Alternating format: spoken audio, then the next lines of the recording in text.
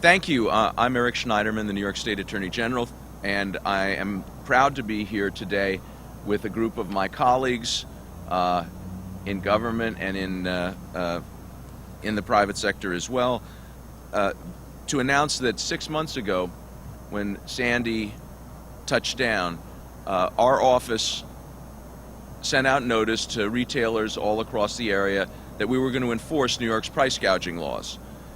Today we're announcing that we have already brought 29 actions for price gouging by gas stations. 25 of them have already settled and agreed to pay close to $170,000 in fines. We have 4 lawsuits that have been filed, one against a place across the river in Greenpoint, others on Long Island, and there are dozens of other investigations still underway. When Sandy hit, gas stations like the one behind us, which is not accused of any misconduct, were shut down for months. And some other retailers tried to take advantage of the situation, not because their wholesale price was going up, but just because people were online trying to buy gas to power their generators, trying to buy gas so that they could transport people who were in need of new housing or needed medical supplies. And we are here today to send the message that we will not tolerate that sort of conduct in the state of New York. We have a price gouging law for a reason. In times of crisis, it's important for New Yorkers to come together. And millions of people did come together to provide relief for the victims of Hurricane Sandy. We want to send a message to the small minority of folks who tried to make a fast buck through illegal conduct that will not be tolerated in New York State. This is not just a matter of saving a few dollars. Gasoline can save lives in times of crisis. La gasolina puede salvar vidas en tiempo de crisis. This is a matter of people being able to power generators so that hospitals and clinics could stay open, so that people that had to have access to power just to stay alive could have power. And again, the issue of transportation was vital for so many thousands of New Yorkers. New York's price gouging law is a powerful weapon, and I'm very proud of the work that the folks in my office did on this. The general business law provides that in a time of emergency, and the governor declared an emergency 3 days before the storm actually hit, in a time of emergency, you cannot charge unconscionably excessive prices. So what our office did was send out a letter the day before Sandy touched down, warning all the retailers in the state that we were going to be looking, and essentially what we do is look at the spread before the crisis between what you're paying for gas and what you're selling gas for, and the spread after the crisis. And the reason these cases take a while is we make sure we have all the records. This is done based on an empirical analysis, and unless you have some reason that your costs went up, you're not allowed to inflate your prices. It's very, very simple. We have more investigations underway. We have some with businesses other than gas stations. But we know from the lawyers who have been working on this and investigators, many of whom came from other parts of the state, because our downstate offices of the Attorney General were shut down for some time in Nassau, Suffolk, and Lower Manhattan. We had people in from Binghamton and Buffalo and Albany helping us policing these matters and making sure that New Yorkers weren't suffering any more than they had to. So I am very proud of the work that we've done, and I am pleased with these results. I look forward to being able to report more to you, but we're at the 6-month point this week of Sandy, and our work is succeeding, and our work is going forward, and we're here today to deliver the message that when a crisis hits, we need New Yorkers to pull together, not to seek to take advantage of each other. And now I'm honored to introduce a colleague in government who has been very involved in these issues, State Senator Brad Hoylman. Thank you. Thank you. Thank you. Thank you, everyone. Thank you, Mr. Attorney General. You know, where we're standing today is where an enormous surge of water came in the first hours of Sandy, and we here were under, several feet of water. In addition to that, 25,000 residents live right across the highway here who were without electricity and heat for many, many months. And I commend the Attorney General for this investigation and for making certain that those who would try to profiteer off of a natural disaster and exploit fellow New Yorkers would be held accountable. You know, it's said that after the storm come the vultures, and that's exactly what happened here. I am shocked to have learned that some gasoline station operators were charging up to 500% more than the market rate. And in a time of crisis like a natural disaster, which was Superstorm Sandy, supply and demand do not apply. We need to come together, as the Attorney General said, as New Yorkers, and I think his settlement sends the correct message to not just gasoline station attendants, but all businesses and all New Yorkers that this type of unconscionable behavior will not be accepted. Thank you. Thank you.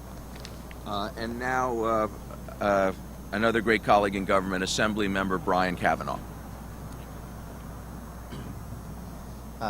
Thank you. You know, as has been said, when we have environmental crises like this, like the storm, and I represent the district that runs from Delancey all the way up to the UN, and virtually all of my constituents were without electricity and without heat in many cases and without basic services. And that kind of event really challenges our basic sense of how much we rely on, you know, just the normal things that modern civilization bring. People were really struggling. People were really in jeopardy during that time. And I think the headline of that event for many of us was that so many people pulled together and did the right thing. In some cases it meant volunteering, and in some cases it just meant doing your job. If you're a retailer, providing people with the things they need. If you're an emergency service worker, doing what you have to do. But it's fortunate, we're very fortunate that the Attorney General of the state of New York was also on the job during that period. I think most retailers know ahead of time that this kind of thing is illegal during an emergency. I think the Attorney General gave them ample warning that it is illegal in this case. I think, though, that many retailers rely on the fact that these cases are just very hard to track, they're hard to prosecute, they're hard to demonstrate the harm because it has to be done retailer by retailer, site by site. So I particularly want to just emphasize, you know, it's tremendously difficult to do this, and the Attorney General and his staff and all of his lawyers deserve great credit for getting us to this point, and again, sending a clear message that maybe people will learn from next time. Thank you. Thank you, and someone who's more or less our host here today because he lives very close to this location. And I do want to note that we are here on the property of Solar One that generates any electricity we're using today from the power of the sun, another good environmental program that's benefited from our aggressive efforts to promote solar technology. Our host and a great public servant, Assemblymember Daniel Garodnick. Thank you. Thank you very much, Attorney General Schneiderman. I wanted to add my voice of thanks to you for the enforcement action that you were bringing, and also to add a little more local color to what Senator Hoylman already said. Where you all are standing right now in the height of the storm was deep in the East River. The river went all the way almost up to First Avenue in this location, just to give you a sense. But that was not unique in New York City in terms of the devastation of Hurricane Sandy. The mayor just this morning indicated that the cost of damage to New York was $4.52 billion. And that is something that we are looking to get compensation for from the federal government. But most importantly, at that moment when New Yorkers were most vulnerable, it is simply sickening to know that there were gas stations and other businesses that were taking advantage of New Yorkers, considering the fact that many of the people who were actually looking to get gas were actually trying to help others.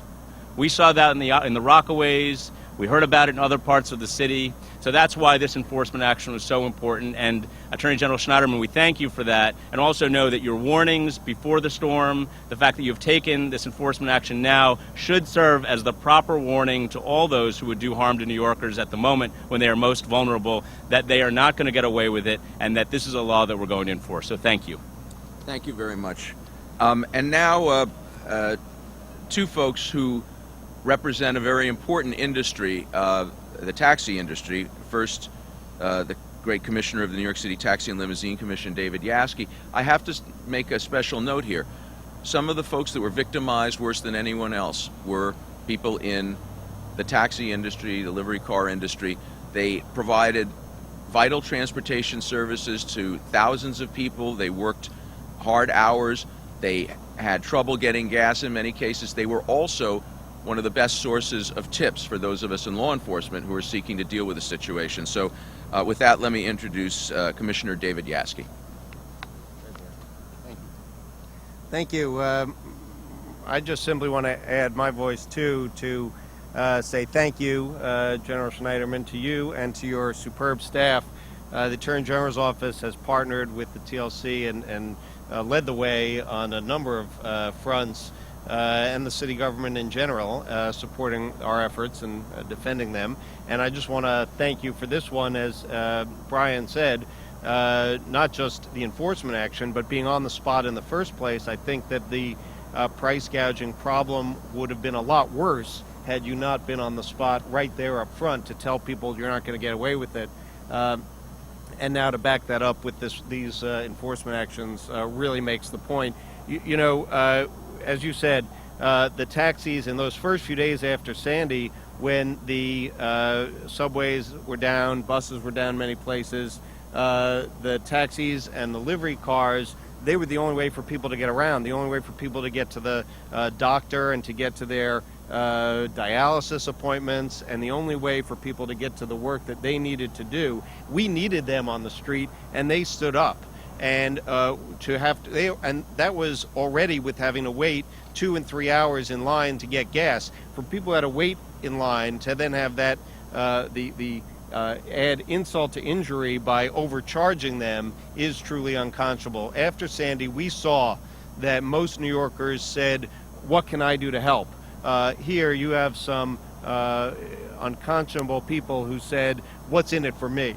And thank you, Attorney General, for making sure they get justice. Thank you very much. And finally, a great New Yorker and a great advocate for the Livery Base Owners Association, someone who has worked with us in many difficult circumstances and is always there to make sure that the industry cooperates with really my office, all in law enforcement and government, my friend Sira Angeles. Thank you, Attorney General Eric Schneiderman. It's a pleasure for me to be here. Today is a day of vindication for many drivers that were took advantage of in a difficult circumstances after Hurricane Sandy. And through their voice, through many voices that said, you know what, it's very difficult as it stands right now for us to be out there servicing the people, the elderly, the people who needed to get to their jobs, and there was no way to transport these people, and to come to a gas station and know that you're going to pay double and sometimes triple the price. It was really unacceptable. And I commend Eric Schneiderman and his office because they really took a stand and they said it's totally unacceptable that in a critical circumstances for New Yorkers that you do this. And it's not going to be tolerated, and really this is just the beginning for any other situation in New York City where our drivers or our communities have to suffer because somebody is out there to make a buck. Thank you so much. Thank you. Thank you very much, Sarah. And with that, we really have, and I should mention that my colleagues who are here, we have some other folks who are livery drivers who are joining us, and Marty Mack, who's my Executive Deputy Attorney General, who coordinates all our regional offices. We have a real brain trust of New York government here, so any difficult public policy questions, someone here I'm sure can answer them, but Damien, why don't you coordinate this? You warned them and they did it anyway. How do you account for that? Well, we sent out a letter on October 28th. The storm hit on October 29th. Many retailers did the opposite. They cut prices, they were scrupulous about it, they extended their hours. So we're talking about a minority that sought to make a fast buck. How do you explain that? I think that this is, people give in to, their lesser selves in every circumstance. I think it is very important, and this is what made us determined, no matter how challenging it is to put together the record so we can conclusively demonstrate that there was no excuse in terms of the wholesale price for them to raise their prices as they did. We wanted to send the message that we will pursue you no matter how long it takes. And I think that we have succeeded, and we know has had a deterrent effect. And we also have mediated dozens of other cases. We have other matters proceeding. So this is just the first step at making sure people have the message. If you try it, we will pursue you and we will get you.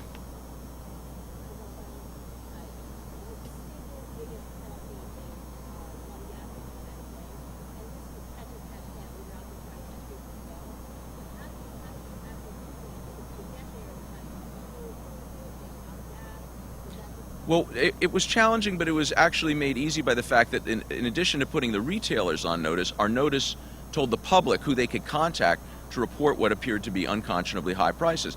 We got hundreds and hundreds of tips. Sometimes we had one gas station, I think we got 50 different complaints about. So we then could go talk to the whistleblowers, and that was a key element. And the taxi drivers, again, were a terrific part of that in reporting misconduct. They would drive around town and they see that everyone is selling gas at a certain price and there's one guy who's $1 more than everybody else. So we really relied on New Yorkers, and there was this very strong feeling of community solidarity at that time, this sense of sort of patriotism and collective action to help our fellow citizens. And we benefited from that and have pursued these cases and will pursue more.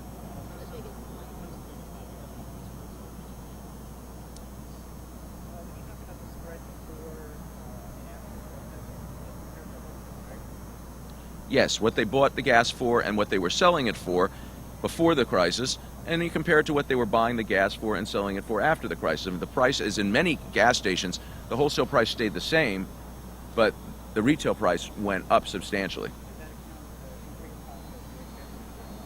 They all had the opportunity to present evidence of increased costs, and if you had a legitimate, validated cost increase, then that was taken into account. So if you had to hire additional employees or buy additional lighting or something, that was taken into account. All of the cases we're bringing are people who could not demonstrate that.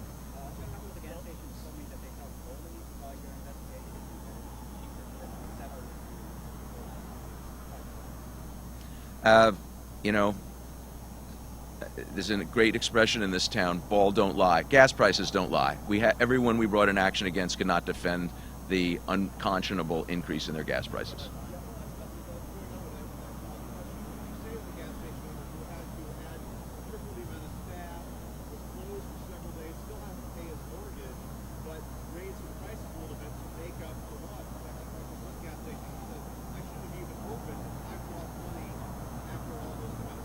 Well, the overwhelming majority of gas stations tried to open up as soon as they could. We had issues of providing emergency relief and generators and powers. Everyone in Sandy suffered.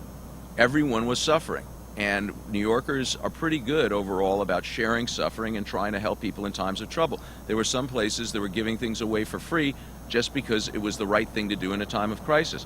The only folks we're pursuing are people who could not demonstrate that they had additional expenses or some excuse other than sheer greed and the effort to take advantage of the fact that a lot of good gas stations were closed, like the one behind us, and the customers were more desperate. But keep in mind, we're not just talking about making a few extra bucks. We're talking about people who needed gas to save lives, to run generators, to deliver medical supplies, to relocate people, being taken advantage of in a time of crisis. Most New Yorkers stepped up to the plate. Small number didn't. Those are the people we're pursuing.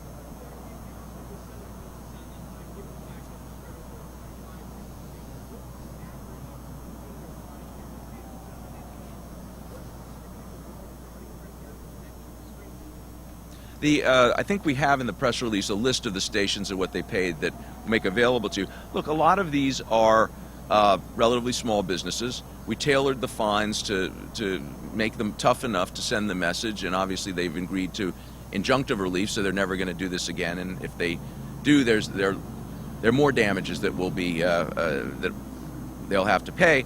So it was designed to send the right message. Our goal was not to put anyone out of business.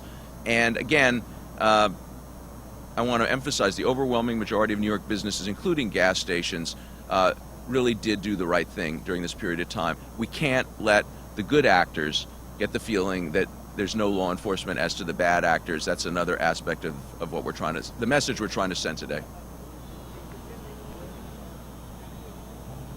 Sorry. What? Oh, the existing price gouging law, it seems to have worked pretty well. I mean, it does have limitations. It requires the governor to declare a state of emergency, and some folks have proposed changing that. But in this case, the governor had the foresight to declare a state of emergency on October 26th, so we were ready to go into action before the storm even hit.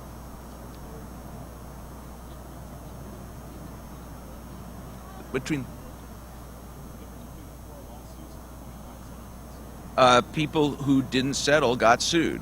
That's the difference. And many people, once you sue them, all of a sudden settlement looks like a better option. So we'll see what happens with those. But we also have dozens of other investigations, which really speaks to the fact that we are very disciplined about giving people the opportunity to demonstrate they had additional costs. So we don't want to go after anyone who raised prices because they really had no choice, and that's one of the reasons. And we want the right records, accurate records, that we can confirm what the prices were. So that's one of the reasons this takes a while.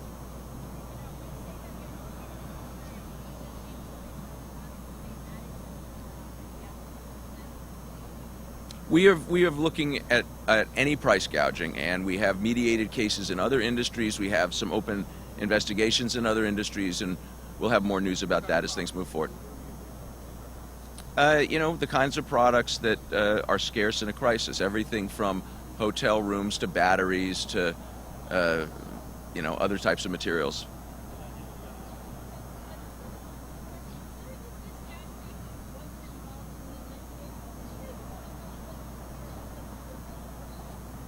Oh no, we went and talked to them, and these folks were shut down for months, and because people were shut down for months, that was the reason folks could take advantage of the long lines and the public's need for gas at the locations that were able to stay open. So it's a part of the whole overall pattern, and also we know you guys don't get out on the water that much, and we wanted you to have a nice spring day outside.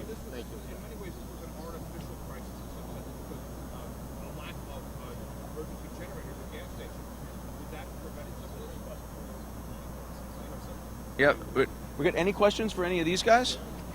What's going on in Albany?